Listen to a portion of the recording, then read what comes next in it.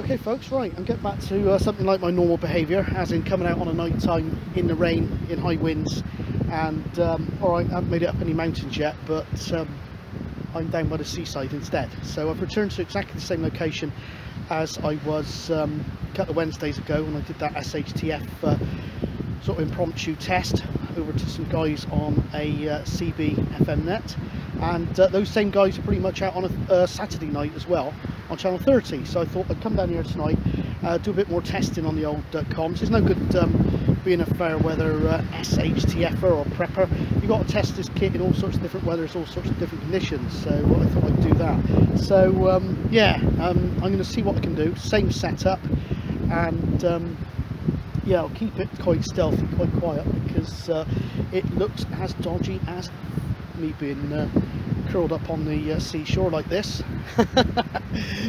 But there we go, let's see how we do. It's going to be a brief video, it's very windy, and I don't know what I'm going to pick up as far as any of the comms are concerned, but there we go, let's crack on.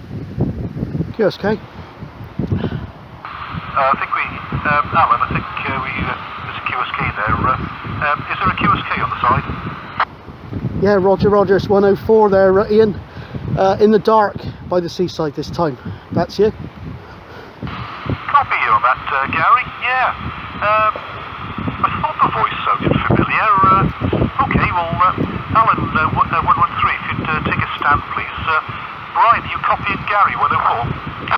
Yes, I got a light this way, Gary, if you want one. Yeah, making up for my absence on Wednesday. I had to go for a blood test, so no show. But I've come down in the rain, the wind and the dark to put shouting on the same handy as I was last time. Difference is the tide is in, so that might help the signals a little bit there, chaps. Back to you. Yeah, we got you there, Gary. Anyway, signal 3 and radio 4 to 5 there, no problem. That's lovely, Brian. That's quite some way. It's more than you think. It's about 30 odd miles. And you're a fair bit inland as well from here, and I'm literally, a ship just went past and I'm lower down than the sort of superstructure of the ship, so I am literally at sea level there. Brian, back to you. Oh, loud and clear. Yeah, 104, 252. Yeah, no problem at all, radio 5 all the way.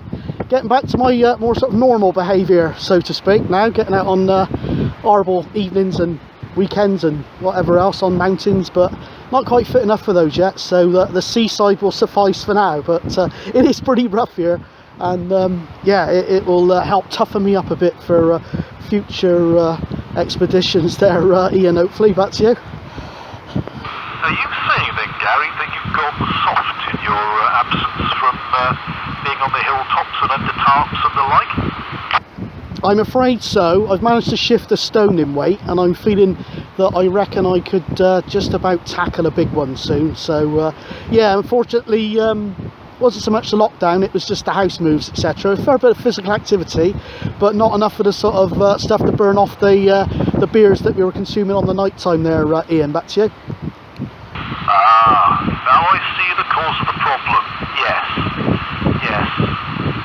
the old quaffing the old amber nectar or similar products. Yes, it does come with a penalty, and yeah, you found out the hard way what that is. Yeah.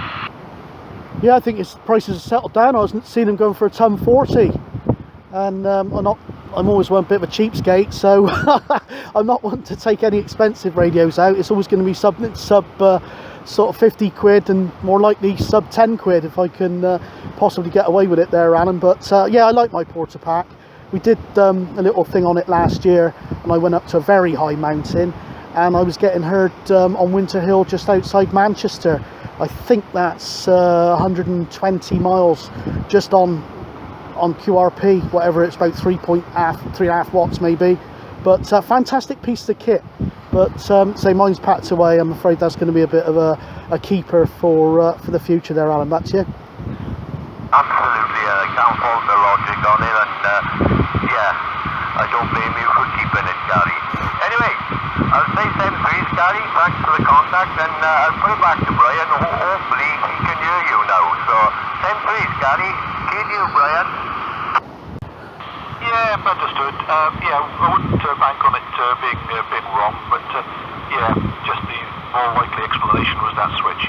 Incidentally, for your information, 4 watt into a 2-foot dialer match on the Waverley in Western Bay, and I was hitting Penarth Coast at 30 plus. So think what a T12T could do.